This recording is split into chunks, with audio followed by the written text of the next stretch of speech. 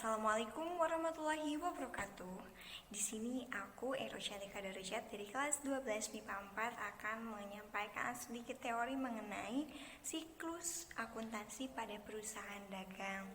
Untuk membahas lebih jauh mengenai apa saja itu siklus dari perusahaan dagang, alangkah baiknya kita mengetahui dulu ya arti dari perusahaan dagang itu apa sih. Nah, perusahaan dagang ini itu ternyata memiliki pengertian bahwa bisnis utamanya itu yaitu membeli barang dari pemasok.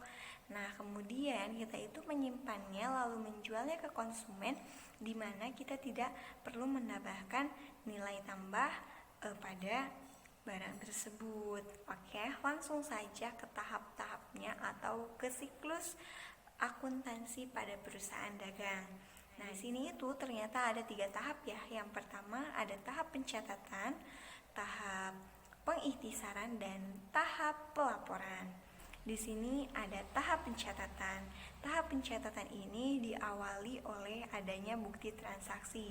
Nah, bukti transaksi ini dibuat berdasarkan yang terjadi ya pada perusahaan itu.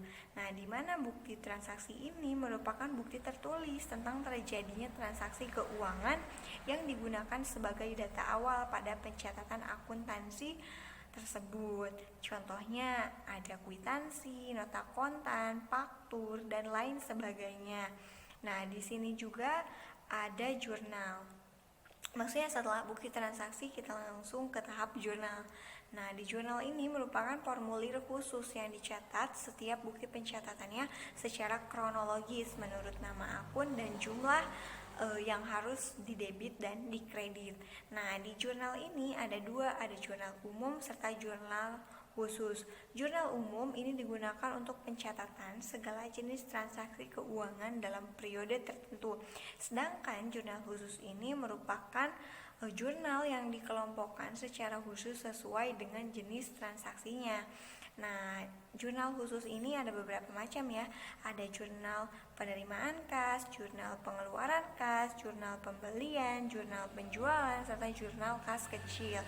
Nah, setelah adanya jurnal-jurnal ini dikelompokkan, maka kita akan rekapitulasi ya. Rekapitulasi itu merupakan penjumlahan secara keseluruhan dari angka-angka yang ada pada kolom jurnal dan menetapkan perkiraan rekening-rekening yang harus dicatat dan didebit ke kredit.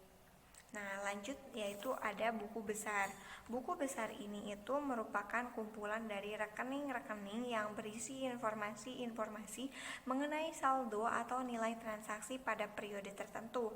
Buku besar ini itu ada buku besar pembantu, di mana di dalamnya ada piutang dagang, utang dagang, serta persediaan. Nah, apabila udah semuanya kelar, nah itu tuh dibuat saldo dari masing-masing akun tersebut ya, kayak dijumlahkan gitu. Selanjutnya yaitu ada tahap pengikhtisaran. Nah, di sini ada beberapa tahap ya. Di sini yang pertama ada neraca saldo. Mungkin teman-teman udah pada nggak asing ya sama neraca saldo itu. Neraca saldo ini merupakan suatu daftar rekening-rekening buku besar pada periode tertentu. Jadi setelah kita bikin buku besar, maka dimasukkanlah ke neraca saldo. Nah, ini tuh setelah menyusun neraca saldo yang datanya itu diambil ya tadi dari saldo akhir yang ada di buku besar. Selanjutnya yaitu ada jurnal penyesuaian, di mana jurnal penyesuaian ini tuh merupakan suatu daftar yang digunakan untuk mencatat akun buku besar yang perlu disesuaikan agar menunjukkan keadaan yang memang sebetulnya. Nah, apabila kita telah melakukan sampai jurnal penyesuaian, maka pokoknya dari neraca saldo terus ke jurnal penyesuaian dibuatlah kertas kerja atau worksheet. Nah, ini tuh berisikan seluruh data akuntansi yang akan dilanjutkan untuk laporan keuangan kayak gitu. Lalu terakhir ada jurnal penutup. Jurnal penutup itu di tahap pengintisaran itu apa sih? Ini tuh jurnal yang dibuat pada periode akhir akuntansi ini untuk menutup akun-akun nominal yang sifatnya sementara hingga pada akhir periode ini bersaldo nol. Mungkin nggak pada asing ya, karena pada siklus akuntansi pada perusahaan jasa memang ini udah disinggung kayak gitu. Lalu yang terakhir yaitu ada tahap pelaporan. Ini merupakan siklus terakhir pada akuntansi pada perusahaan dagang. Nah, di sini tuh ada laporan keuangan ya, ada rekonsiliasi bank, laporan laba rugi, perubahan modal, neraca, serta ada arus kas. Nah, pelaporan ini tuh akan dibuat laporan keuangan yang yang dirancang untuk para pembuat keputusan baik di dalam maupun di luar perusahaan mengenai posisi keuangan dan dari hasil usaha perusahaan.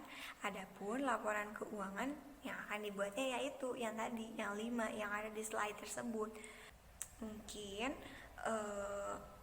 yang dapat saya sampaikan cukup sekian. Di sini saya menyampaikan hanya mengenai teori siklus akuntansi perusahaan dagang. Belum pada